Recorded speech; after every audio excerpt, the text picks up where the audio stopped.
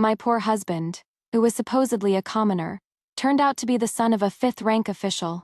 Someone asked him, "Master Gabriel, when will you tell that simple country woman the truth?" He replied, "I can't tell her if she finds out. What if she clings to me?" My sincere heart was misplaced. I lowered my beautiful eyes, tears welling up. A shadow guard materialized silently from the darkness and asked respectfully, "Your Majesty, the Empress Dowager, shall we dispose of him?" Gabriel had carried goods for 3 days, just to buy me a wooden hairpin, to pay for his tuition at the private academy. I had sung for 7 days straight. Under the candlelight, Gabriel handed me the crudely made hairpin. His features were deep-set and handsome, his simple tunic unable to hide his broad shoulders and narrow waist, his figure tall and proud. My face grew warm as I accepted the pin. It was worth 18 copper coins, adorned with a tiny silver bead. The silver's glint was dim and faint. Yet it had cost Gabriel all his earnings from 3 days of hard labor. Without hesitation, I placed the hairpin in my smooth, dark hair. Like a girl of 17, I felt both touched and heartbroken.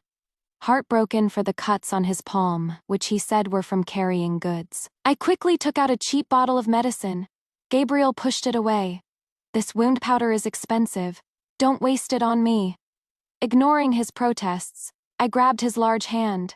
Gabriel had no choice but to unwind the bandage, revealing the wound. The scent wafting from the wound was the expensive fragrance of dragon's bone. I froze. That was the scent of a top-grade medicinal powder we could never afford. It was worth 100 taels of silver, enough to buy countless hairpins like the one on my head. My hand, holding the cheap porcelain bottle, trembled. Gabriel didn't understand. "My dear, what is wrong?" His long, narrow eyes swept over me as he thoughtfully uncorked the cheap bottle for me. The next moment, a scent mixed with 1,000-year-old ENG, a priceless herb, wafted out. It was a scent worth 10,000 taels of silver. While I was still dazed, Gabriel rewrapped the bandage. He glanced at the cheap bottle in my hand with a hint of disdain. But what he said was, "Your skin is so delicate, my love. You need this more than I do. You should keep it for yourself." He affectionately pinched my cheek. "Somebody offered me a job as a waiter at a tavern. I have to go to work tonight." He left in a hurry, not noticing my strange expression. On a strange impulse, I threw on a dress and followed him. The drunken spring pavilion was lit up as bright as day. In a lavish private room, Gabriel had somehow transformed. The coarse linen he wore was gone, replaced by a sapphire blue, cloud-patterned silk robe lined with white mink. He looked every bit the wealthy young master. Through the crack in the carved rosewood window, I saw him casually toss aside a pot of amberflow wine. It was a wine so expensive that 7 days of my singing couldn't afford a single pot. He had thrown it at a servant's head simply because the boy was a few steps too slow. Someone asked, Isadora said, "I don't understand love, that no one would ever fall for me." So I made a bet with her that I could make someone fall madly, head over heels in love with me. If I win, she has to marry me. I couldn't believe what I was hearing. Gabriel and I had been a loving, harmonious couple for half a year, and it was all just a bet he had made with another woman. But then again, perhaps he had fallen in love with me without realizing it. Boys will be boys, even when they're men. A little childish bet is normal, as long as his heart was with me. Just then, Gabriel continued. "In 7 days, on the day Isadora returns to the capital for her birthday, I'll take that country woman to the West Market. A rider will charge straight at me. I want Isadora to see clearly how that woman will throw herself in front of me to save my life." The crowd applauded, praising his cleverness and brilliant plan. Someone asked what would happen if the woman died. The chances of surviving under a horse's hooves were slim. Gabriel smiled nonchalantly. "If she dies, she dies. Saves me the trouble of figuring out how to get rid of her. It is just a cheap life. Am I supposed to be responsible for it?" A chill shot through my heart. The man before me was a complete stranger. I couldn't listen anymore. My steps were unsteady as I left the tavern. My mind replayed his words over and over. Master Gabriel, when will you tell that simple countrywoman the truth? I can't tell her. If she finds out, what if she clings to me? Just a few days ago, Gabriel had personally cooked longevity noodles for my birthday, promising me years and years together. It was all a joke. At this thought, tears streamed down my face. The next moment, a figure emerged from the shadows. Your Majesty, the Empress Dowager, shall we dispose of him? I shook my head. I couldn't believe my husband truly wanted me dead. Besides, I had enough blood on my hands. Better to wait 7 days. I would stand by and watch him suffer the consequences of his own actions. I am 38 years old this year. Thanks to meticulous care, I look 28. Thanks to my thick skin, I told Gabriel I was 18. Once you enter the palace gates, the sea of intrigue is deep. I fought my way up from a concubine, through a coup for the throne, to my current position of power. I have tasted all the sweetness and bitterness life has to offer. The only suffering I had never known was that of love. I just wanted to experience a pure and simple love, but I never imagined Gabriel would use my life to win a bet and settle a score with a high society lady. When Gabriel returned, it was late at night. The moon was high.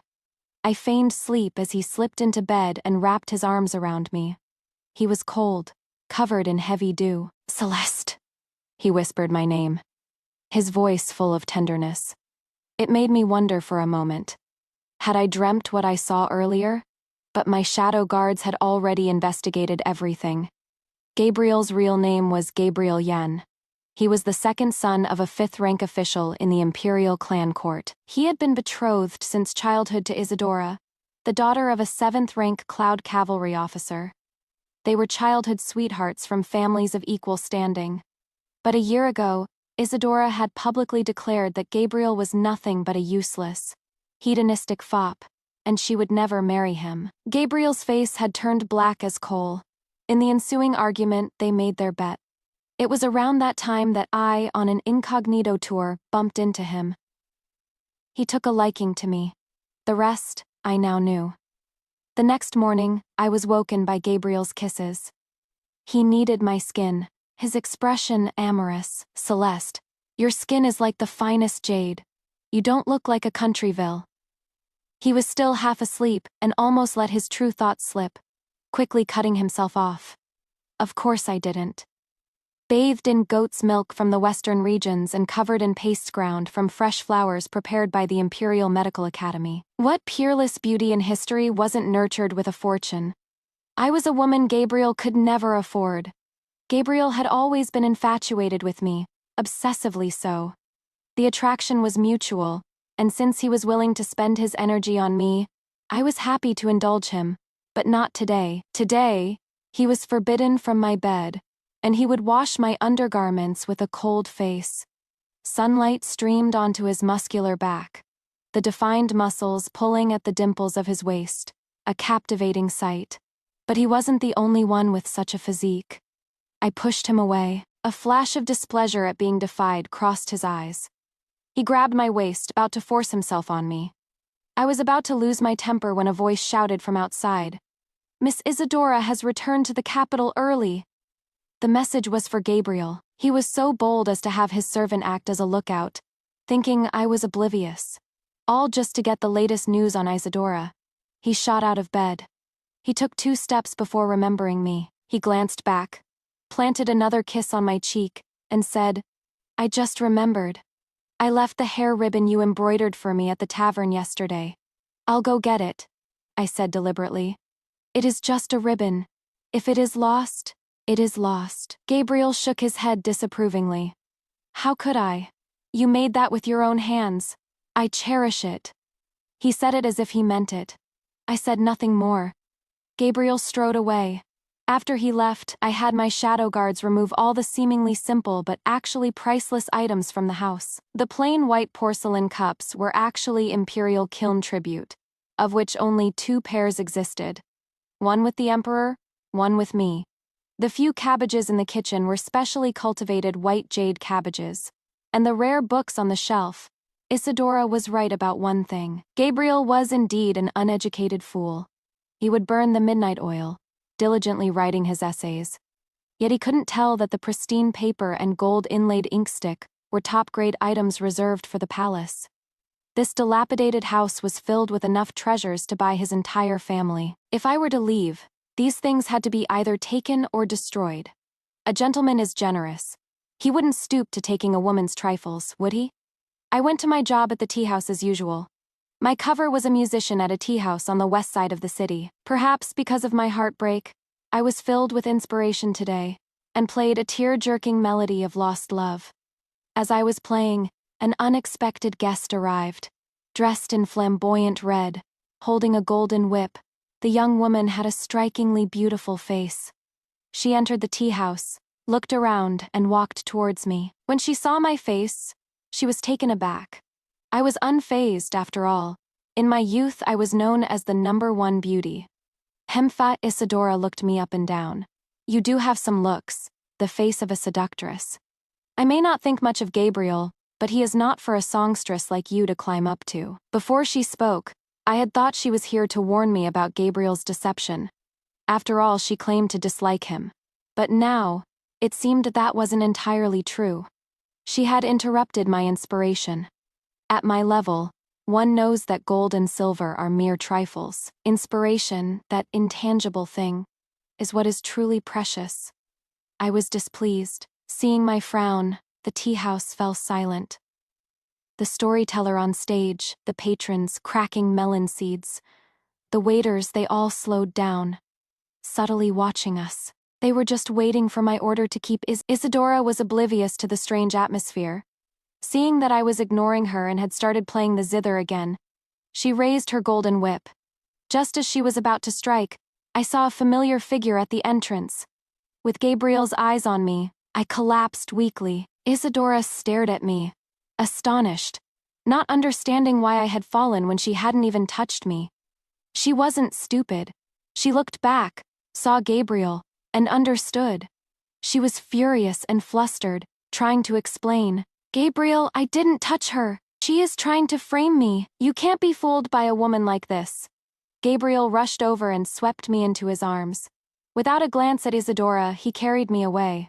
As we passed her, I gave her a sweet, innocent smile, playing the part of the vicious supporting female character from the storybooks to perfection. Just a few little tricks to win a man's favor.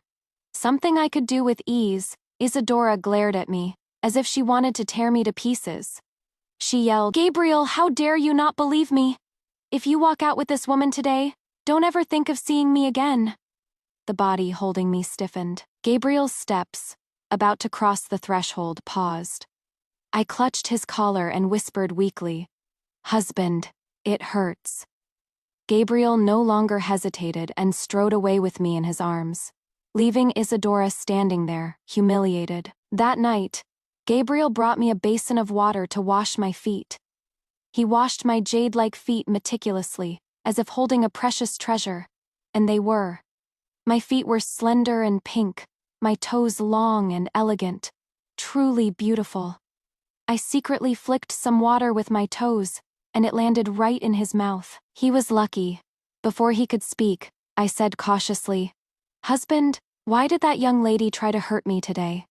Does she know you? Gabriel's expression didn't change. He said casually, I won't hide it from you. Before my family fell from grace, we had a marriage contract. Don't be jealous, my love. She is of noble birth and would never look at someone like me. As he said this, an emotion he couldn't hide tinged his voice. He was angry that Isadora looked down on him, like a petulant young boy. Oh, right. He was just a boy in his 20s. Then, as if remembering something, he looked at me with a smile.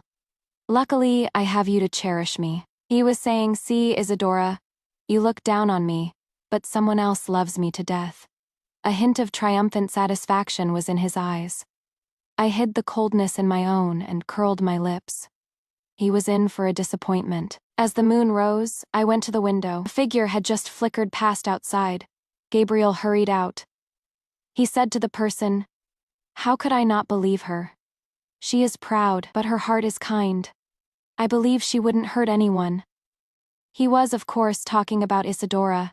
If I hadn't struck first, she would have surely disfigured me. The visitor said. Then why did you treat Isadora like that today? Do you know she was so angry she didn't even eat dinner? Gabriel was taken aback.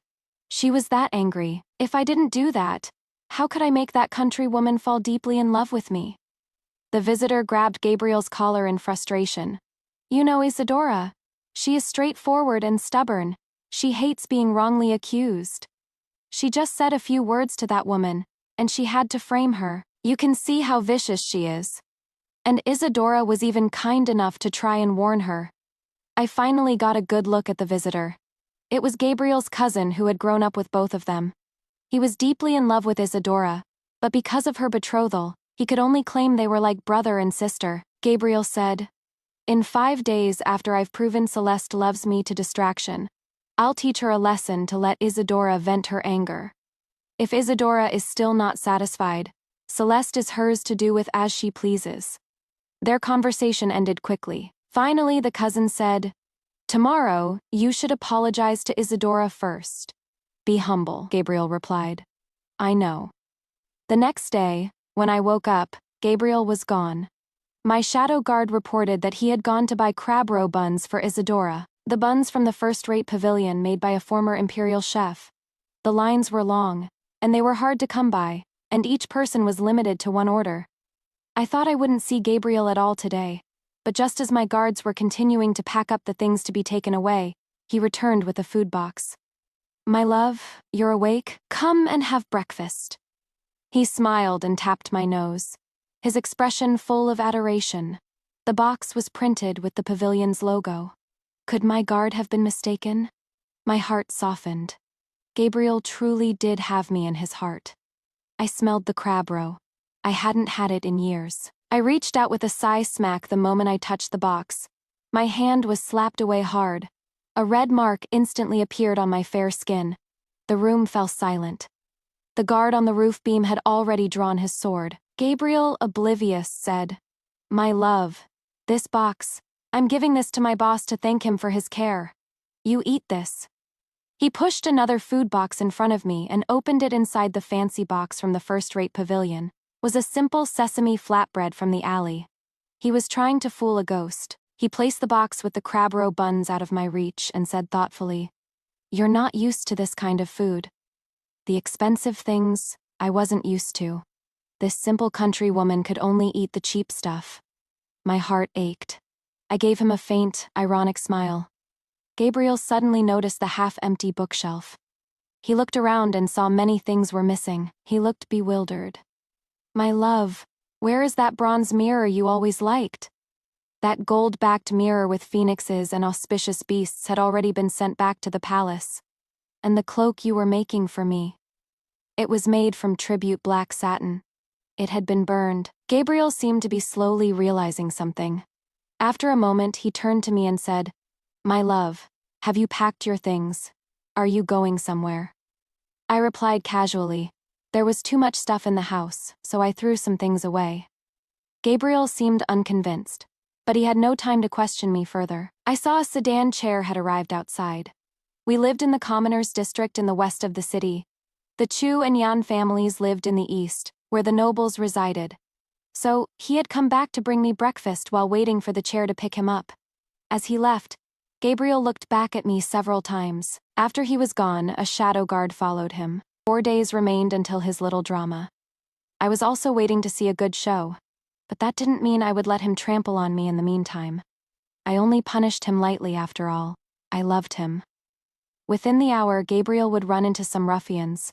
Unfortunately for him, they would sever the tendons in his hand, the very hand that had struck me. He only lost a hand, but I lost my love. The incident happened suddenly. The Yan family rushed to the palace to request an imperial physician. Isadora, for the first time, lowered her head before him and shed tears. I disguised myself and joined the entourage from the Imperial Medical Academy, slipping into the Yan estate. When I arrived, Gabriel was using his good hand to wipe away Isadora's tears. Don't cry. I don't blame you, Isadora said. If I hadn't told them to tell you I wanted those buns, you wouldn't have. I've told you so many times, it has nothing to do with you. His expression was annoyed, but his tone held a fondness he didn't even realize. Isadora's tears kept falling. If it can't be healed, you won't be able to take the imperial exams. This is all my fault, Gabriel sighed. Actually, I also bought breakfast for Celeste. If I hadn't gone back to that hovel to buy her breakfast, by your logic, if anyone is to blame, it is her.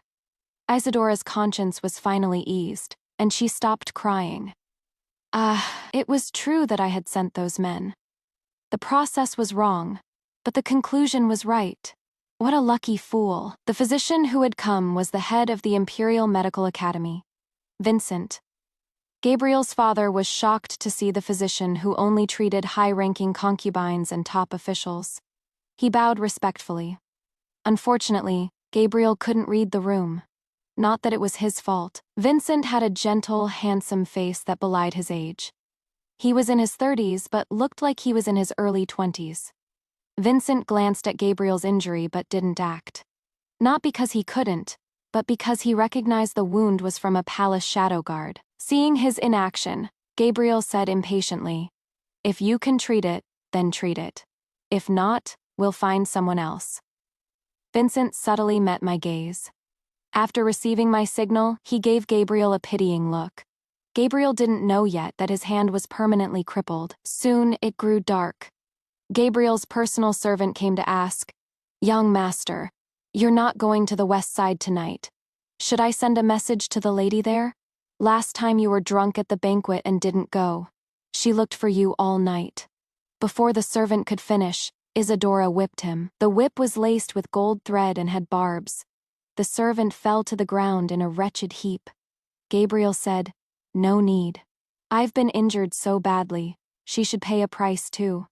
I was leaving with the medical academy's group. I felt that today's punishment had been too light. Vincent praised my recent radiance and good spirits. "It seems your Majesty's time outside the palace has been beneficial." I examined my painted nails and took a sip of tea. The method of balancing yin and yang has indeed been good for my health. Vincent smiled warmly, a dark glint in his eyes.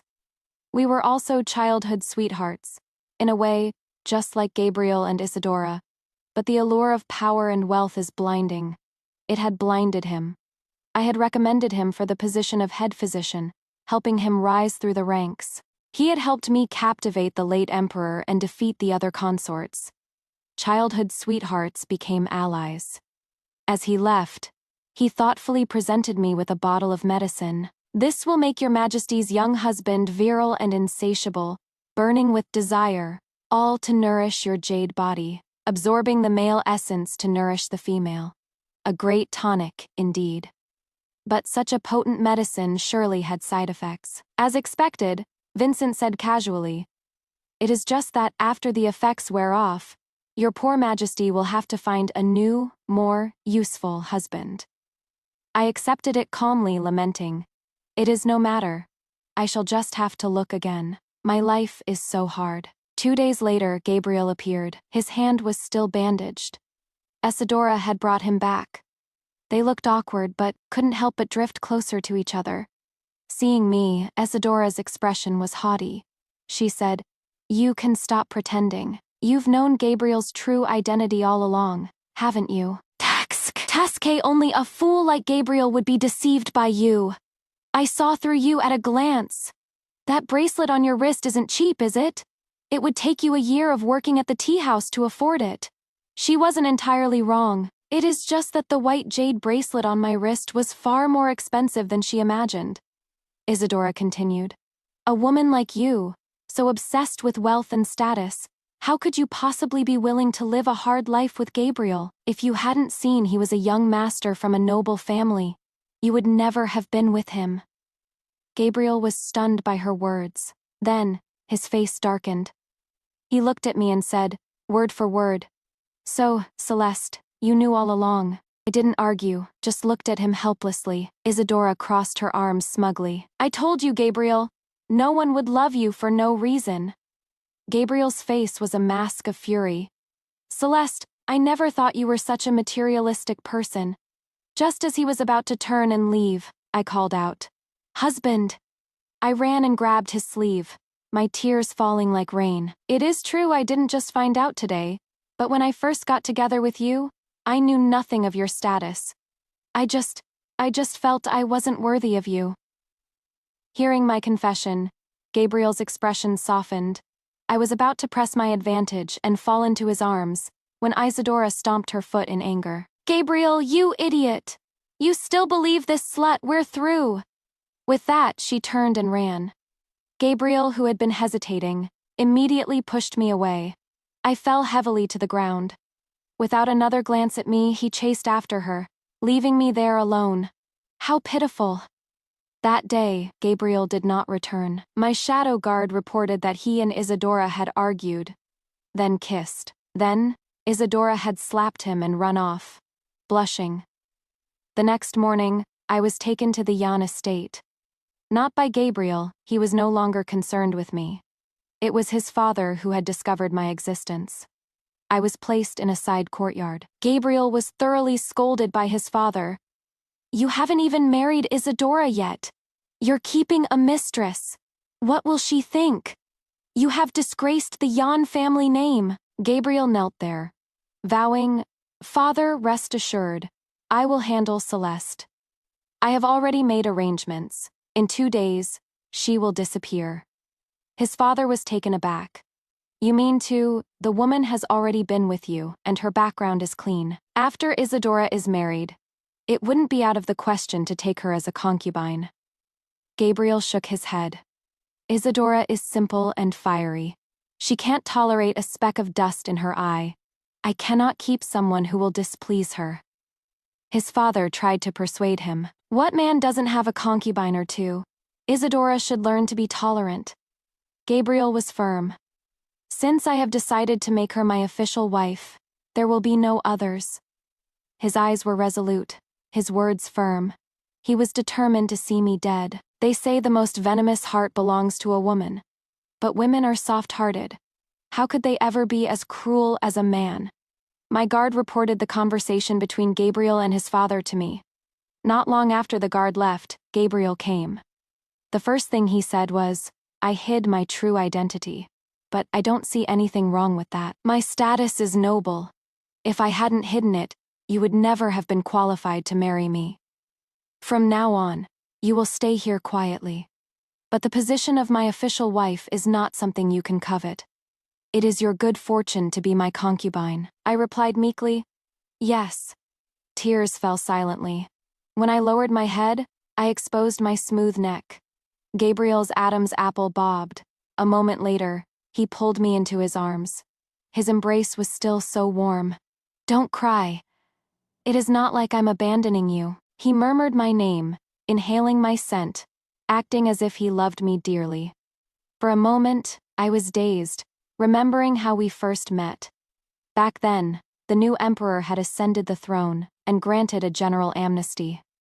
I was made the Empress Dowager to live out my days in comfort. The emperor was not my biological son, but he was filial and grateful. My palace was filled with handsome eunuchs and handsome guards. A prince from the previous dynasty was in love with me but could not have me.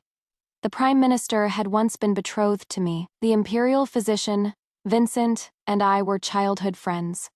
It was all so boring. I left the palace for a change of scenery. The steps of the Drunken Spring Pavilion were a bit high. I missed a step and was about to fall when someone passing by caught me. Miss, are you all right? His eyes were like a young Vincent's.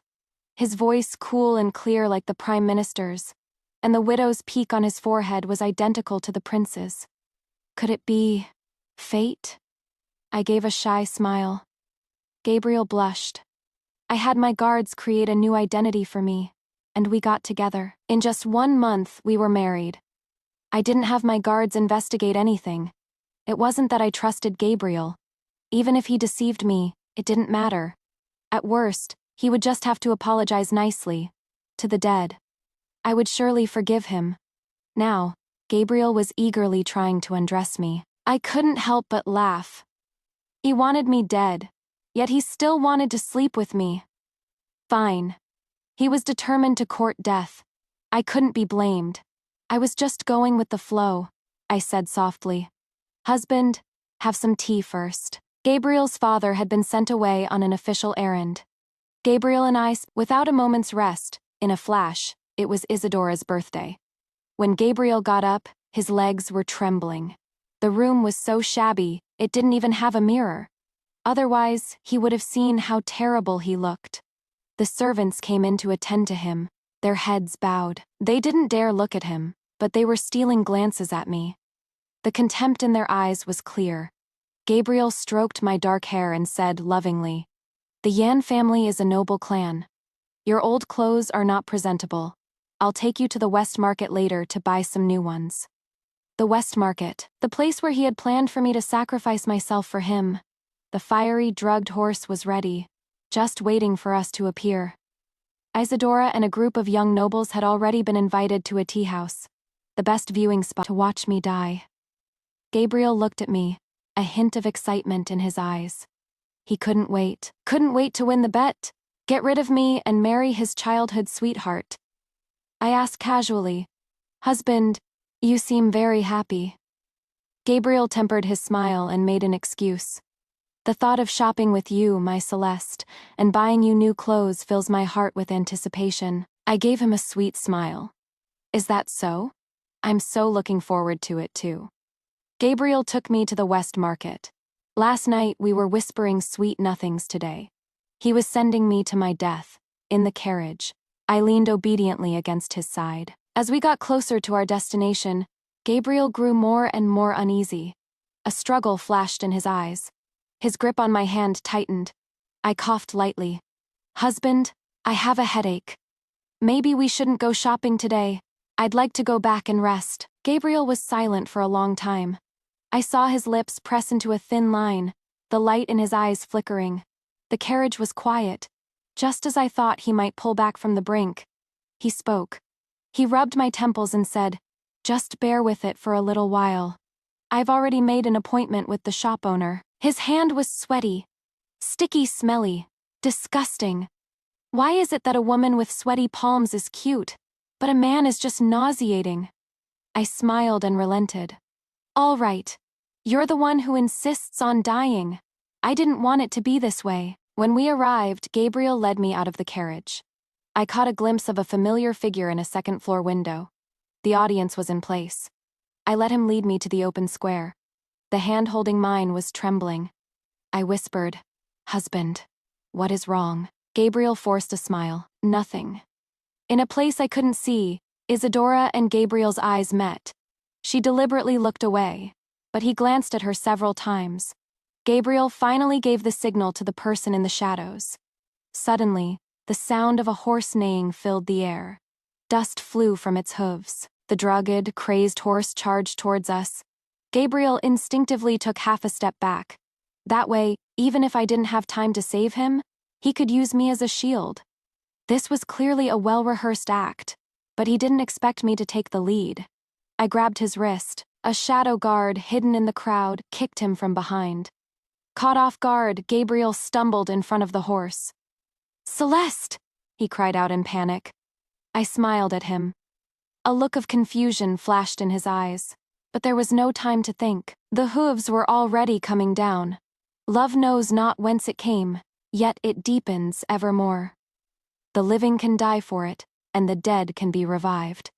To live without being able to die for it, or to die without being able to live again, is not the truest form of love.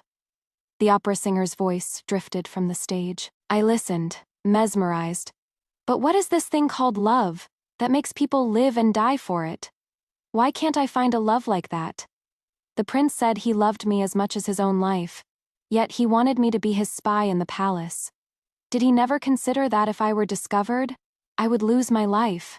The prime minister said he would surely marry me, that I was the only— But the moment the late emperor showed the slightest interest in me, he eagerly broke off the engagement. He said he was the only son, and had to uphold his family's honor. He couldn't abandon his career, so he had to abandon me. Vincent said that if I didn't want to marry the prime minister, he could marry me. But when I said I didn't want to marry the late emperor, he said there was nothing he could do. But all he had to do was be bold and marry me immediately, and the emperor would have been too late. The storybooks say a woman is fated to have a perfect love, that a perfect man will come along and give up everything for her. Without love, a woman is lonely and has lost everything. How can a woman live without a man? The books on female virtue say a woman should see her husband as her heaven. But my heaven has already ascended. Just as I was thinking this, a handsome eunuch fed me a grape. I dangled my feet, resting them on a guard's exposed abs. According to the storybooks, according to the books on female virtue, I should be miserable. I have no love and no husband. I am so miserable. But why can't I feel miserable? A eunuch asked respectfully, "Your Majesty, a shipment of lychees has arrived from the south. The emperor has already sent some over. Would you like to try them now?" "I'll try them. It is a token of my dear son's affection. If I eat them, he'll be at ease. I have been in this palace for 24 years. My power is deeply entrenched. The late emperor loved me and even gave me the royal shadow guards before he died. My influence doesn't extend to the court, but my son, the young emperor, is grateful and filial. With a lift of my hand, countless treasures are presented to me. With a smile, countless people scramble to please me. This life is really not miserable at all. Isn't this much better than saving some poor scholar and giving him money and support? Could it be that the people who wrote those books deliberately hid this good life from us little women?" As I was pondering this, a shadow guard came to report that Gabriel's legs could not be saved. He was crippled, all three of them, and the Chu family had broken off the engagement. They hadn't wanted to be so quick to abandon him, but Isadora had threatened to kill herself rather than marry a cripple, and she was their only daughter. They had to go to the Yan family and demand the betrothal agreement back. It took me a moment to remember who Gabriel was. Look at this memory. Her Majesty is getting old. Gabriel's father had pleaded with the Imperial Medical Academy, hoping the miraculous Vincent would take another look. But this time, no one paid him any mind. The opera on stage was over. With nothing better to do, I stood up lazily and said, "So young, and already in such a state. How tragic! Have Vincent go take a look. Her Majesty will also go and see." A month later, I was once again at the Yan estate. Before I even stepped out of my sedan chair, eunuchs and maids had laid a thick carpet. Guards streamed in, clearing away the Yan family's servants and standing guard. I peeked out. Gabriel's father, who had never given me a pleasant look, was now bowing his head, not daring to breathe. I said, "Her Majesty cherishes talent. I heard your esteemed son was to take the imperial exams next year." "How did such a thing happen?" Gabriel's father replied tremblingly. "A horse suddenly went mad. My son happened to be passing by and suffered this unfortunate accident. Of course, he wouldn't say that the horse had been drugged, and that Gabriel had arranged it himself. How could a horse go mad for no reason? We should have someone investigate after all. Master Gabriel was not the only one injured that day. Of course, the others were just frightened, or at most, fell while running away." I enjoyed his guilty, flustered expression for a while before slowly stepping out of the chair. He stole a glance at me. I gave him a grand smile. He froze on the spot. I ignored him and walked towards Gabriel's courtyard, leaving his father still kneeling there. From a distance, I saw Gabriel lying in bed. He was throwing a medicine bowl at a servant, the room a complete mess. His roar carried out. "Get out! She is just one person, a powerless orphan. Where could she have gone? You've been searching for a month and still haven't found her." The servant he was scolding was the same one Isadora had whipped. He seemed to have had enough. "Young master, perhaps Miss Celeste is like Miss Isadora and doesn't want to see you." "Shut up." Before he could finish, Gabriel cut him off. "Celeste loves me so much. How could she bear to leave me?" I stood outside the window, watching his hysterical, pathetic state. Vincent smiled like a fox. "Your Majesty, your young husband does have you in his heart. I hear he has been sending people everywhere to look for you." "Look for me for what? He is a cripple. Is he looking for an honest woman to take him in?" Vincent went inside. This time, Gabriel was well behaved and didn't dare to shout at him. After a while, Vincent shook his head. Gabriel asked anxiously, Sir, my legs, is there? Vincent sighed. If I told you, Master Gabriel, that you could save either your 2 legs or that leg, which would you choose? I almost burst out laughing. This was clearly Vincent's wicked sense of humor. Gabriel's face turned pale. His lips trembled as he stared at Vincent. Why can't both be healed? Vincent made something up. You know the extent of your injuries yourself, Master Gabriel. It is completely mangled. You would need a divine herb that can bring the dead back to life to have any hope. There is only one such herb in the entire world, and it is in the hands of the Empress Dowager. Her Majesty is kind. I'm sure she would give it to you, but even if you get it, it is only enough to apply to one place. After a long, agonizing silence, Gabriel spoke. I want my 2 legs. Vincent asked him, Are you sure, Master Gabriel? Gabriel paused, his expression humiliated. I'm sure. Vincent nodded. That is good. Then, the Empress Dowager is here today. You can ask her for the medicine in person. Gabriel was surprised. No one had told him I was here. My reputation, I'm sure, preceded me. The #1 beauty in the world. The bewitching consort who brought ruin to the country. The late emperor's favorite. And now, the Empress Dowager. A figure who lived only in royal rumors, a precious beauty nurtured in the deep palace. A eunuch opened Gabriel's door for me. I glided in. Vincent knelt respectfully. Your Majesty, the Empress Dowager. Gabriel stared at me, dumbfounded. He was speechless for a long time. Vincent, ever perceptive, led the other physicians out. Only Gabriel and I remained. It was so quiet I could hear his breathing. Just as I thought he would never speak, he glared at me and said, Celeste, you clever Celeste. Her beauty at 14 outshines the heavens. By day, the jade spring rivals the moon goddess. That was a poem the late emperor had written for me. My birth name was Celeste. Gabriel's eyes were bloodshot, his face contorted with rage. Was it fun, playing me like this? I thought for a moment, then gave him a faint smile. Her Majesty hid her true identity, but Her Majesty doesn't see anything wrong with that. Her Majesty's status is noble. If Her Majesty hadn't hidden it, the son of a minor 5th-rank official would never have been qualified to marry Her Majesty. I returned his own words to him, verbatim. Not only am I beautiful, I also have an excellent memory. When Gabriel had said it, he was full of arrogance. But when it was his turn to hear it, he couldn't accept it. I walked gracefully towards him, and examined the face that I once thought was a special gift from the heavens. Don't be so angry. You only lost 2 legs, no 3. But I lost my love. Think about it. You were the one who provoked me first. You were the one who wanted to use me to win a bet. The color drained from Gabriel's face. You knew.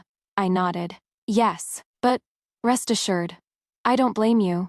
You stood in front of me, so we're even. And as for him wanting to sleep with me before he killed me, I had put the medicine Vincent gave me in his tea.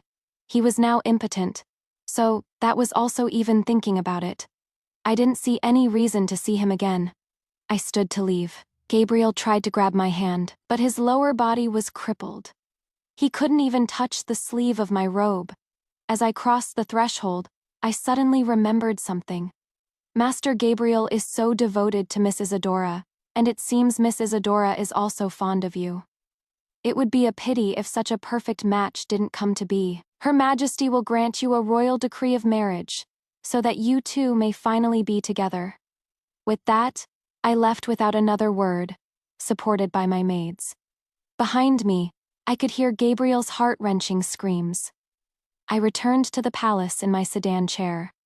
I passed the opera house. The sound of singing drifted out. Chivalry exists only in books. True love is heard only on the stage. Love, it is so boring. Being the Empress Dowager is much more satisfying.